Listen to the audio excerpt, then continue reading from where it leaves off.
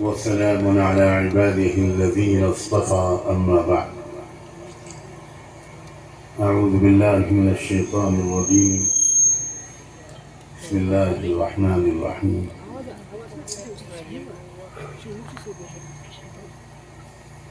والبلد الطيب يخرج نباته بإذن ربه والذي خبث لا يخرج إلا نكدا.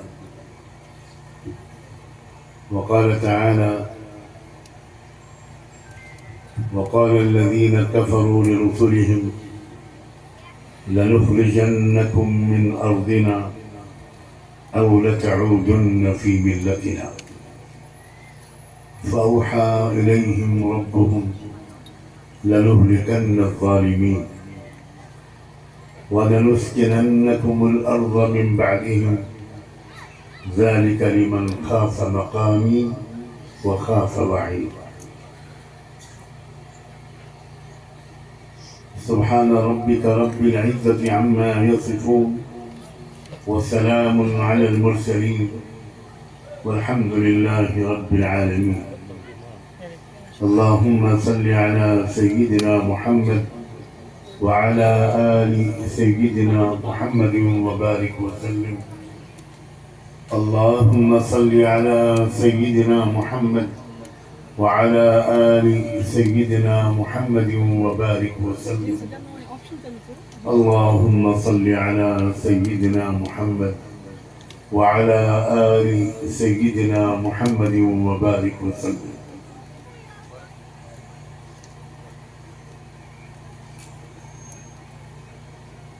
حضرات علماء کرام، خاص طور پر ہم سب کے بزرگ وقت البزرگ المحترم حضرت مولانا رحمت اللہ صاحب دامت برکاتہ، بہت ہی محبت اور عزت کے لائق میرے بھائیوں، بہنوں، نوجوان بیٹوں اور بیٹیوں،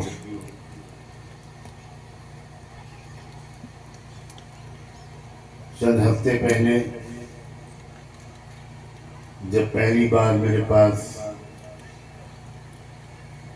یہ نوجوان عالم، اس ادارے کے بانی و ناظم مولانا سجاد ندوی آئے اور بہت درد کے ساتھ، بڑی محبت اور طلب کے ساتھ یہاں حاضری کی دعوت دی، کچھ حالات بتائے، تو اگرچہ میری صحت اجازت نہیں دیتی کہ میں اتنا لمبا سفر کروں، مگر ہمارے بزرگوں کا طریقہ ہم نے ہمیشہ دیکھا کہ وہ نوجوانوں کی حوصلہ افزائی کرتے ہیں۔ محبت مجھے ان جوانوں سے ہے ستاروں پہ ڈالتے ہیں جو کمند، تو میں نے اپنی مغفرت کی نیت سے سفر کا ارادہ کیا، اور یہ تو مجھے اندازہ بھی نہیں تھا کہ اتنے اولیاء اللہ اور صالحین کی صحبت بھی حاصل ہوگی، اور اتنا پیارا مجمع غلامان مصطفیٰ کا، عاشقان رسول کا، جن میں علماء بھی، پروفیشنل بھی، ڈاکٹر، وکیل بھی، تاجر بھی، نوجوان بھی، اور سب سے بڑھ کر خواتین اسلام بھی، جو امت کا مستقبل ہیں اور مستقبل کو بنانے والیاں ہیں۔ یہ تو مجھے اندازہ بھی نہیں تھا۔ اللہ تعالیٰ میری اس حاضری کو میرے لیے بھی اور آپ سب کے لیے بھی برکت کا، خیر کا، مغفرت اور ہدایت کا ذریعہ بنا۔ میں وقت بچانے کی نیت سے الگ الگ طبقات سے بات کروں گا۔ سب سے پہلے میں علماء کی خدمت میں بہت ہی عاجزانہ کچھ گزارشات پیش کرنا چاہتا ہوں۔ علماء کرام سے یہ گزارش کرنا چاہتا ہوں کہ امت پر اپنی شفقت بڑھا دیجیے. یہ امت آپ کی ڈانٹ ڈپٹ کی مستحق نہیں ہے. یہ امت آپ کی محبت اور شفقت کی پیاسی ہے. اس کا دل دکھانے کے لیے دشمنان اسلام ہی بہت ہے. اس امت کو جوڑیے، اختلافات والی باتیں مت کیجیے. تو برائے وصل کردن آمدی، نئے برائے فصل کردن آمدی. آپ کا ہر جملہ مرہم لگانے والا ہو، فاصلوں کو کم کرنے والا ہو، امت کو جوڑنے والا ہو. آپ صرف ایک مسلک کے داعی نہ بنیے، آپ اسلام کے داعی بنیے. اسلام کا دامن بہت وسیع ہے. مسلک کا دامن اتنا وسیع نہیں ہو پاتا.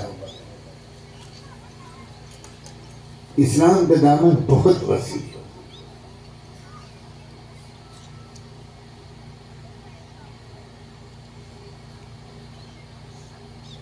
لوگوں کی سمجھ میں جو باتیں آئیں، جو دلیلیں آئیں، جو طرز گفتگو آئے، اس طریقے پر لوگوں سے بات کیجیے. کلم الناس علی قدر عقولہ. ہر زمانے میں لوگوں کے سمجھنے کا انداز بدل جاتا ہے، ان کے ذہنوں کے سوالات بدل جاتے ہیں. اس وقت کے ایجوکیشنل سسٹم نے اور مجموعی طور پر پورے ماحول نے بہت شکوک و شبہات پیدا کر دیے ہیں ہمارے نوجوان اسٹوڈنٹس کے ذہن و دماغ میں اسلام کے بارے میں. اب تو کئی چینل چل رہے ہیں صرف اسی مقصد سے کہ ان ٹی وی چینلوں کا مقصد آپ کو خبروں سے آگاہ کرنا نہیں ہوتا، آپ کے دل میں اسلام کے بارے میں شکوک و شبہات کا پیدا کرنا ہوتا ہے. سیدنا محمد الرسول اللہ صلی اللہ علیہ وآلہ وسلم کے کردار کو معاذ اللہ مجروح کرنا ہوتا ہے. ہمارے نوجوان بڑے زبردست خطرے میں. ہم لوگ جو صرف مدرسوں میں پڑھے ہیں، میں علماء سے یہ بات ان کی جوتیاں اٹھا کر عرض کرنے کی اجازت چاہتا ہوں کہ آپ ان نوجوانوں کی کیفیت کو نہیں سمجھ سکتے. ہم لوگ پر اللہ نے بہت کرم فرمایا، ہم بڑے محفوظ ماحول میں پڑے. ہمارے ماں باپ نے ہم کو بچپن سے ایمان سکھایا، توحید سکھائی، آخرت کی فکر سکھائی، عشق رسول سکھایا، اتباع سنت سکھائی، بزرگوں کا ادب سکھایا، غیبی نظام پر یقین سکھایا. پھر ہم ماں کی گود سے نکلے، گھر سے باہر نکلے تو مکتب میں گئے. اور کاش کہ ہم لوگ مکتب کی قدر کریں اور کشمیر میں مکتب کی کمی کو پورا کرنے کا آج یہ اجلاس اللہ سے عہد کرے. مکتب وہ جگہ ہوا کرتی تھی جہاں معصوم بچوں کو اللہ کا ولی بنایا جاتا تھا. مکتب کا ہر استاد بچوں پر شفقتوں کی بارش نشاور کرتا تھا اور ہر بچہ اپنے استاد کے ہاتھ چومتا تھا، جوتیاں سیدھی کرتا تھا، ادب و احترام کرتا تھا، دعاؤں کی گزارش کرتا تھا. آج کے بچے جو سیدھے 2.5 ساڑھے 3 سال کی عمر میں اسکول چلے جاتے ہیں، انگلش میڈیم اسکول چلے جاتے ہیں، وہ بچے کیسے سمجھیں مکتب کی محبتوں کو، کیسے سمجھیں مکتب کی روحانیت کو، مکتب کی تربیت کے گہرے اثرات کو. حضرات علماء سے گزارش ہے، اور اگر میں یہ گزارش کر کے بے ادبی کر رہا ہوں تو میں پہلے ہی معافی مانگتا ہوں. لیکن میرا اندازہ یہ ہے کہ اسکول کالج جانے والے کشمیری نوجوان بچے اور بچیاں، ان کو مکتب کی ابتدائی تعلیم سب کو نہیں مل پا رہی. ان کو وہ شفقت بنا ماحول، روحانیت بنا ماحول، صحابہ کی کہانیاں، نبیوں کے واقعات، بزرگوں کے تجربات نہ ان کی مائیں سنا رہی ہوں گی، نہ ان کے والد استاد سنا رہے ہیں. وہاں تو ٹوئنکل ٹوئنکل لٹل اسٹار ہوتا ہے، وہاں تو ناچ اور گانا ہوتا ہے، وہاں میوزک ہوتی ہے، وہاں ننگا پن ہوتا ہے، وہاں ڈانس ہوتا ہے، نہ جانے کیا کیا ہوتا ہے. یہ بچے کس کیریکٹر کے آگے چل کر بنیں گے، اس میں کیا شک ہے. وہاں تو کالج میں جانے کے بعد استاذوں کو اپنے بچوں سے، شاگردوں سے اپنی عزت کو بچانا مشکل ہوتا ہے.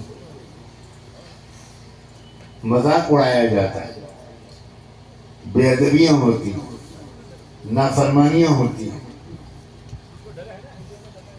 تو والدین سے، علماء سے خاص طور پر گزارش ہے کہ اس پورے ماحول کو سامنے رکھ کر نوجوانوں کو خاص طور پر گلے لگائیے، ان کی کمیوں کو بالکل نظر انداز کیجیے. اور میں گزارش کر کے رسک لے رہا ہوں بے ادبی کا. آپ جتنی دیر اللہ رسول کی ان سے بات کریں، اس سے کچھ کم دیر صحیح رات کے اندھیرے میں، اکیلے میں، کمرے میں سجدے میں گر کر ان نوجوانوں کے لیے ہدایت اور اصلاح کی دعا مانگیں. ہماری بڑی کمی ہے یہ کہ تقریریں ہماری لمبی ہو گئی اور دعائیں ہماری مختصر ہو گئی. پہلے کے بزرگوں کی باتوں میں جو اثر ہوتا تھا، اس کی بہت بڑی وجہ ہوتی تھی. وہ جتنی دیر ہمارے سامنے اللہ کا تذکرہ کرتے تھے، اتنی ہی دیر وہ اللہ کے سامنے ہماری باتیں کرتے تھے. یہ عادت چھوٹ گئی. میں علماء کی خدمت میں یہ بات عرض کر رہا ہوں. شفقت، محبت، پیار، عفو، درگزر، معاف کرنا، گلے لگانا. ایک واقعہ سنانا چاہتا ہوں.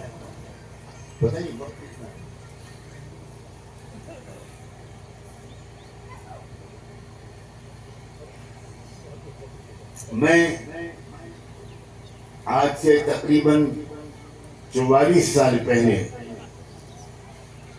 یا 45 سال پہلے ملک شام گیا.